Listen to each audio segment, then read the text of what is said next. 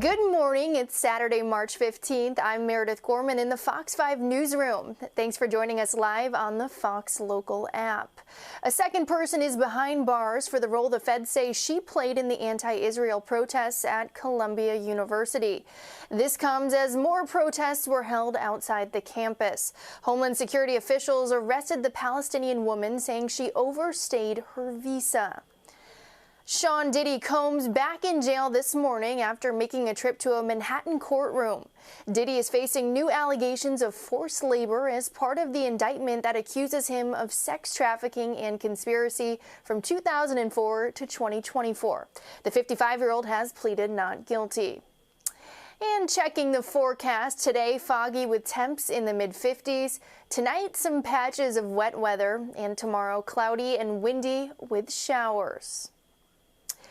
He's being hailed as a hero after witnessing a serious school bus crash on the Garden State Parkway and springing into action.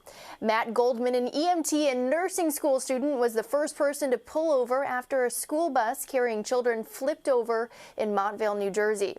And now the mayor is recognizing him for saving lives. Fox 5's Teresa Priolo has the story. It was definitely like a moment where I was like, I know what to do. I know what I need to do. Monday evening began like any other commute home for Tri-Borough EMT Matt Goldman. After a 12-hour shift, he was riding north on the Garden State Parkway when he witnessed this crash happen before his very eyes. In an instant, his years of emergency training kicked in. It was crazy. Definitely just did what I needed to do. I didn't really think about it's a school bus, it's not a school bus, or there might be kids. It was just, I'm going to treat everybody the same, obviously, and do my best. Matt saw the bus veer and then roll, and although he won't talk about the details of the crash, out of respect for the families, he was the first person on scene to run to the aid of the teenagers trapped on board and the one child trapped under that bus. Here's Montvale Mayor Mike Casale. The young kid went through the window on the bank of the parkway, and the bus landed on top of him. When Matt arrived, he was helping to take the kids out of the bus. Had no idea there was one under the bus until someone said there's one under the bus. He was trying to do his best until the rest of the cavalry came in. That 14-year-old is in critical condition, but the mayor says he is responding to cues. To show their thanks, the town of Montvale did something it rarely ever does. On behalf of the Board of Montvale Council, and I, Michael A. Gasali, do hereby proclaim. It designated Matt a hometown hero and gave him the keys to the borough. What you did, exhibited the best of humanity. In addition to the recognition by Montvale, he was also recognized by the state legislature and his fellow EMTs at Tri-Borough Ambulance Corps. Training kicked in, he knew what to do, he remained calm, he guided other students and other members of the community to help him out until the other responders got there. As for Matt, the mayor is hoping he uses his newfound fame to go talk to high school kids about the importance of being a first responder. After all, Matt was just 16 years old when he signed up to save lives. In Montvale, New Jersey, Teresa Priolo, Fox 5 News. The New York City Health Department is investigating after 2 cats in 2 separate households were infected with bird flu. We're told one of them was an 8-month-old kitten that contracted the virus from a raw chicken-based diet and had to be euthanized. Health officials are warning owners to not feed their pets raw food or raw milk and keep cats from roaming outdoors where they may come in contact with wild birds or other animals.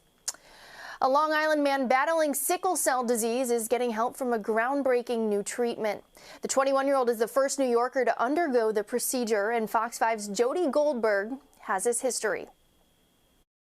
Sebastian Bazil has 2 birthdays, one to recognize the day he was born and now another to celebrate a medical milestone. Sickle cell was like a blockade for me. Now it's just like a wall that I just jumped over. The 21-year-old was born with sickle cell anemia. It's an inherited blood disorder marked by malformed red blood cells that cause tissue and organ damage. I always had to deal with pain crises, if I could do something, if I can't do something. Kind of cool, huh? But thanks to a breakthrough sickle cell gene therapy treatment, doctors at Cohen Children's Medical Center deemed him disease-free. The patient is their own drug. You start with their damaged cells. You then fix them, and then after conditioning the patient to receive them, you give them back. Roughly 600 children with sickle cell disease are being treated here at Cohen Children's. Doctors say approximately 100,000 people are living with it in the United States and millions more in the world. The cliche, the future is here, is actually true in this case. The life-altering therapy eliminates the need for a stem cell transplant, which can also cure the disease, but is risky and requires finding the right donor. This medical advancement promising news to those suffering from the disease. We know that 75% of Caucasians will find a match in the registry, and only 25% of the black population will find a match. Sebastian, who called the hospital his second home because of how often he was there, can now live a normal life. He plans to go to the gym and travel. There is not enough word to show you how grateful I am. He also plans to pursue a future in medicine as a way to say thank you to the team that saved his life. I feel like a new man. In New Hyde Park, Long Island, Jody Goldberg, Fox 5 News. Mayor Adams and former Mayor Bill de Blasio joining forces yesterday to reflect on the city's efforts to confront the pandemic. The COVID-19 5-year remembrance event honored the heroism of healthcare workers, first responders, and essential workers. The event also honors the lives of New Yorkers lost during the pandemic. Adams praised. As we go through this COVID-19 Remembrance Day, we remember more than 46,000 New Yorkers. And 5 years later, we can see exactly how strong we are. Adams praised de Blasio for his work tackling the pandemic in a time of uncertainty and made sure New Yorkers got tested and vaccinated. Time for the latest installment in our Good Sports series. It's an opportunity for us to highlight some powerhouse local teams and players. Fox 5's Kendall Green introduces us to a state champion Long Island track star who had to fight it out in court to be able to compete.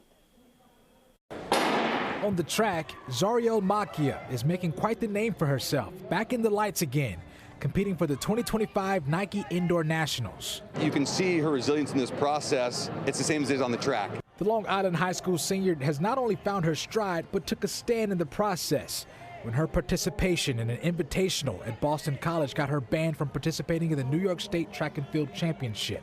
I never expected any of this to happen. I was completely unaware that there would be any type of repercussions. The graduating senior shares the New York State Public High School Athletic Association disqualified her for the rest of the season for violating the state's college rule.